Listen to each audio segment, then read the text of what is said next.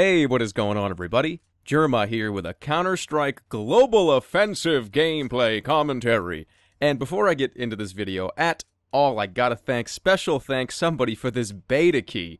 Because this game, if you don't know, is very, very hard to get a beta key for. You are more likely to be struck by lightning than to get a Counter-Strike Go beta key. So thank you so much to the person that gave this to me. Because I didn't get this on my own. Somebody gave me this. And they don't want their name in the video, and I can totally understand that. But Anonymous, thank you so much, dude. You don't know how long I've been looking for one of these damn keys. And a follow-up to this, if you want to get into the beta and you don't know how, there is really only one way you can do it.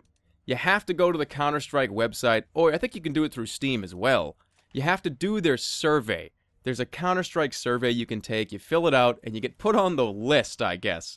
I did it a long time ago and I still haven't been called, but I'm pretty certain that's the only way you can do it. So now, what do I think of this game? Do I think this is a fun game? I've played it for a couple hours now. I've got maybe 3 or 4 hours into it, and this game is great. It is a lot of fun, guys. I can't wait till this actually comes out, because the best part about Counter-Strike, to me at least, in my opinion, is not the default game modes. When this game finally releases and the modders and the map makers get their hands on it, that's when I have the most fun in Counter-Strike. I'll give you 2 very good specific examples. One of them is Jailbreak. If you've never played Jailbreak before, it is hysterical.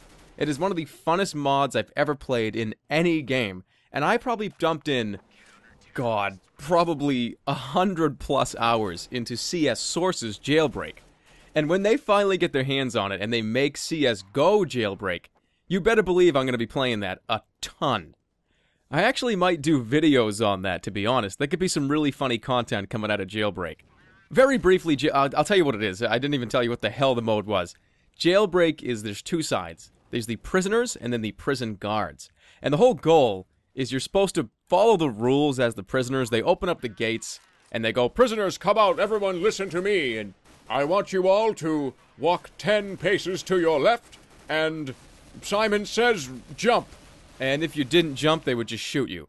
So it's stuff like that, and if you were a prisoner, every time I was a prisoner, I would never follow the rules. I would always oh, Simon says jump, and then I would just run at him and just start stabbing him, and sometimes it would work, and you could pick up their gun, because you don't start with a gun.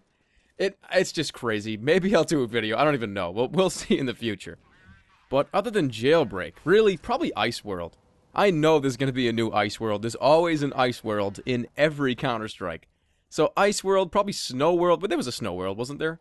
Just that tiny, close-quarter deathmatch where all the guns are on the ground. And then you could only buy things if you were standing in the middle. But it was almost impossible to stand in the middle because the map was so tiny and bullets are just flying everywhere. I can't wait. But anyways, let's start talking about what's actually happening on the screen and what I think of this game for real. The actual game, not the mods or the potential maps they're going to make for it. This game is pretty fast-paced. Most games in Counter-Strike will last less than 1 or 2 minutes for the whole round. And that's great because if you don't know, when you die in this game, you don't come back. It's just like Arena Mode in Team Fortress 2, or the Search and Destroy in Call of Duty. Same exact premise, when you die, you're permanently dead. And it is so refreshing knowing that these rounds are not going to last more than 2 minutes. I have OCD, I got ADHD, guys. I am one of those people that cannot stand no action for more than 10 seconds. If I die in Counter-Strike at the beginning of a round, I am so tempted to just hit escape and go to quit game, exit game, and go find another lobby, because it's like pulling teeth for me. Sitting there for more than a couple minutes is pretty much the equivalent of me punching myself in my own face 10 times.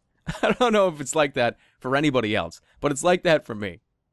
And really, besides that, the only real complaint I have about this game has nothing to do with the guns, has nothing to do with the gun mechanics, because, I mean, they're all pretty balanced. The recoil is pretty easy to get used to.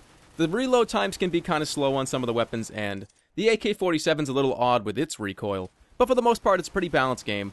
The problem that I have is shooting somebody in the chest or in any of their body parts. It takes a lot of bullets to kill them, and especially when you can get that one lucky headshot on somebody and kill them instantly. And I know that it has a lot to do with Kevlar in this game, but really, when I come around a corner, I've jumped around corners before spraying, and I've unloaded almost a whole clip on somebody's chest, and then I just get insta-headshotted.